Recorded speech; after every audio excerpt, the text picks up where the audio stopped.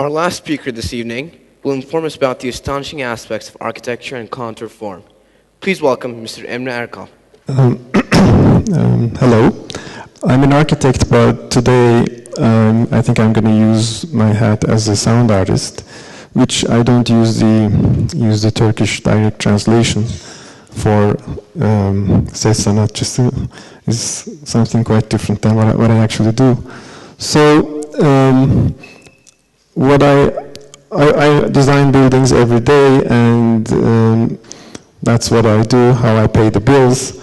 But I didn't start out like that. I began as an electrical engineer, and then I studied musical composition and some other things, artificial intelligence, things like that. And I slowly drifted into the field of architecture, and I actually went to the States and became an architect eventually. And in the meantime, of course, when you are coming from a different discipline, from a given discipline, you are always frustrated with the shortcomings of the actual definitions of a field. So even though what you do every day on a practical basis may have no direct explanation in this regard, I think I prefer to have a second career, sort of, as a sound artist, to enhance architecture in ways that I find short of. So I think I'm not unique in that, because architecture today is somehow going through some sort of an impasse, a crisis that better be explained by the fact that the concepts and the methods we're using to shape our cities and buildings today were actually laid down in a previous time period and in a previous cultural setting. This was a building that was built 1500 years ago. It's Hagia Sophia. The main emphasis for the architects at that time was to create a space that is powerful and unique enough to embody the power relationship that was the key to that culture, and namely the space, the huge space that would show the magnificence of the emperor, of God, and concepts like that. But this is something that was built 400 years ago. This is the city of Rome. And you could see that this building, the St. Peter's Cathedral, is built with entirely different concepts, where you see a plaza for gathering, for ceremonies, and this space has some sort of actual relationships with the important parts in the city, within the city. The building is built with perspectival depth in mind and concepts like that. But today we have something entirely different going on, and we see that we know innately that the cities that we live in are in constant flux. They change, and they change within our grasp, without outside of our grasp, and the information as well as goods and people are in constant movement, and it's important to be connected. So such as this strange intersection in Shanghai, you see these elements of infrastructure becoming part of the city and shaping our collective consciousness.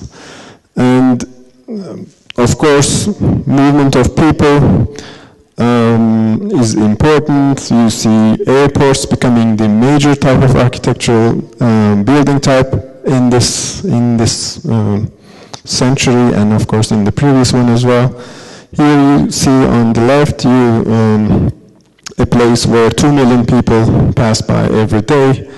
Not every day on a single day, but still the building has to house this kind of motion. And of course, the phenomenon of the megacities is another indicator of the period we're living in. And these photographs are from Lagos, from Nigeria, where strange events, strange, let's say, self-organizing events arise out of the informal nature of the city itself. It is a huge city, but you see these intelligent organizations or events that organize matter in ways that are completely unexpected within the city. So how does all that relate to sound? And first of all, I think it is also implicated in the modernist aesthetics, where even though modernism didn't take a turn that followed this kind of emphasis of movement, and instead left us with quite strong shapes and powerful mechanistic world. That was actually a strain of thinking within early modernism in early 20th century, where movement and emphasis on space and vectors and change was also part of thinking. There's of course scientific and philosophical ammunition as well. For instance, these are part of this comes from a series of studies where psychologists in the post-war period were studying the visual field of people or organisms in motion, and so you could see that for the bird that is flying up about here, the visual field is going to be like this, the one on this map that you see on the left, where each arrow shows the speed of change within our visual field. And you can also try to look at what you see and how your visual field changes as you move. For instance, if you're going down in a plane, you see that the different parts of the visual field that comprise your retina are expanding in different ways. And of course, it all comes back to this interesting phenomenon about that shaping our perception is actually done by shaping our environment. And we change our environment based on our perceptions of our environment. These are from the 19th century constructions, and these set of constructions were called panoramas, and they were very popular in the 19th century, where you would go there, especially in Europe, and you would see these distant cities, and somebody had painted them on the wall, and you would go there and watch the city. But it was, of course, aesthetic. Nothing moved, really, changed, really, but you watched the city. So, in effect, this kind of tradition, shaping our perception, of course, is part of a strain of thought or activity that had a strong emphasis in the 20th century. You see this, especially if we're coming to the realm of sound, you see this 1970 Expo German pavilion, which was built designed by German composer Stockhausen. That you see that, I mean, there's this strong geometrical element to it, where the composer was expecting the listeners to mathematically, ideally, construct a three-dimensional space in their brains just by listening to the sounds that are arriving from the room. And this is Stockhausen, this is his rival, but I see that I don't have much time, so I have to rush a little bit. So, of course, as an architect and who deals with space, I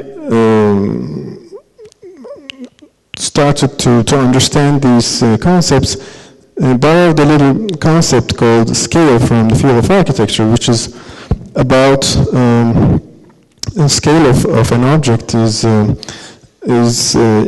quite pertinent, especially if you're thinking about your body and the room you're in, and of course what's behind your room, the room you're in. These are from an early pioneer of sound art, Bernhard Leitner, from 1970s, where he studied movement of sound in space. And of course, for an architect, and especially for acoustics, a room is where you begin. The traveling of sound, the waves of sound in space, and how you perceive this room is defined by the boundaries of the room. So it's actually a primary scale. But of course, if you go down to that scale, you go down to the scale of the body, the concept of vibrations are more important. This is a friend of mine who's an artist, Mark Payne, and he has a kit to vibrate entire bridges, and he actually he tried to knock down a building in the Netherlands just by sound, just by vibration, and he didn't quite actually knock it down, but he gave it some damage. But so we know this actually. We know that we are able to listen to with our stomach, with our hands. We feel vibrations as we touch something. If you know that are traveling through contact media. And of course, there's the scale that is beyond our immediate apprehension. The scale of the city, where there are these street layouts outside, and where there's traffic going on. Someone is, there's a traffic crash. There's all sorts of different things happening. So my work, which I have already passed a minute beyond my time limit, but I'll just try to wrap it up. This was one of my first installations that I wanted to achieve an intersection of two kinds of spaces. This was in Topkapı Palace, and here you see an ancient and old building, and what I wanted to do was to superimpose a virtual space on top of this. The space that you see with red in this drawing, and I wanted to achieve that by way of vibrating these surfaces. And there was a computer recording your movements as you entered the space. You had to play out these aluminum tubes which had a musical scale to it. So there was a little musical sequence to this entrance. And you moved through the space, you came back, and you would hear your own version of what you played out in the surfaces of this construction. And, it was not so interesting. So I moved to the scale of the city, the scale of the room, okay, that's not so interesting. So let's try the scale of the city. I did a couple of works, which I'm going to show, one in Amsterdam, which I did.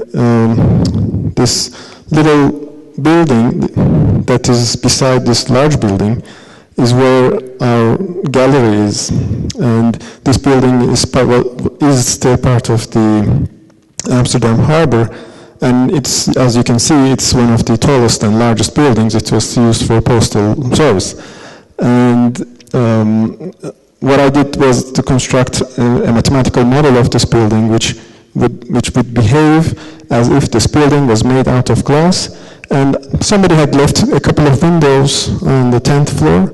So there were these microphones picking up sounds from the outside, from the harbor area, and all these sounds would be circulating within the space and creating magnificent echoes. Because of this building had an interesting history within the city of Amsterdam, I think it is also, as you can see, one of the largest and most functional spaces and edifices within this area, it is able to pick up all different sorts of sounds that the trains coming and leaving on their schedule. There were a few construction sites around, there were boats, and all these kinds of events.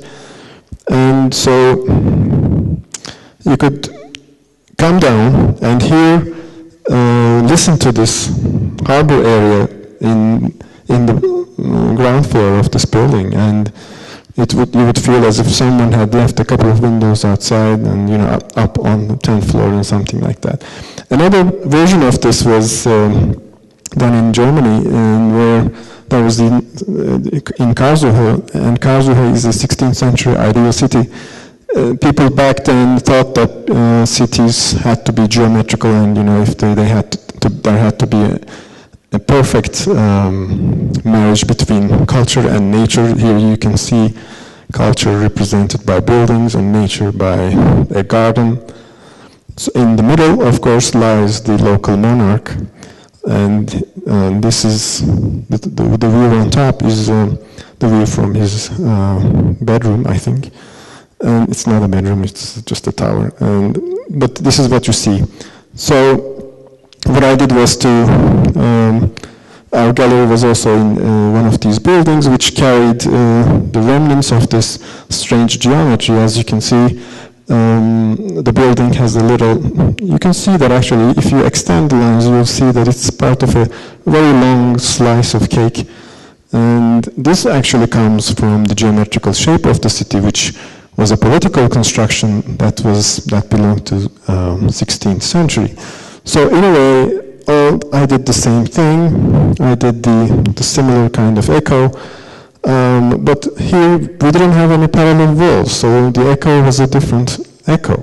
So in other words, you could listen to the sounds of the city, but this time the specifics of the echo was entirely different, and it was a derivative of the relationship that was used for building the city.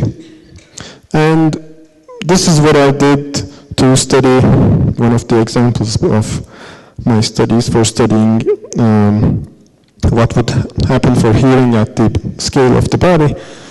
And I'm just going to have to run through it. This is, there was a tunnel underneath this conservatory building in Antwerp, in Belgium, and I had to develop a series of wooden planks where each of your steps would generate very violent movements of the wooden planks that you see on the image on the floor, and they would hit each other, and I would have these contact microphones which would pick up these sounds, these impact sounds, and then extend it all the way within the corridor and take it back again. So what I wanted to do was to synchronize your movements with the propagation of the movement of waves within the corridor. So as you step, you would just generate a series of impacts, like, so it would go on forever and it would come back. So if you try to walk in a linear fashion, you would slowly find yourself part of being a wave propagation event that's happening within the corridor. It was running for 60 meters. I see that my time is quite beyond, and it was so popular that people broke it the day of the opening. I had videos of little girls running over it and with violent shouting, and they loved it, but it was dead, so I had to rebuild it the next day. And anyway, so I guess I had to finish.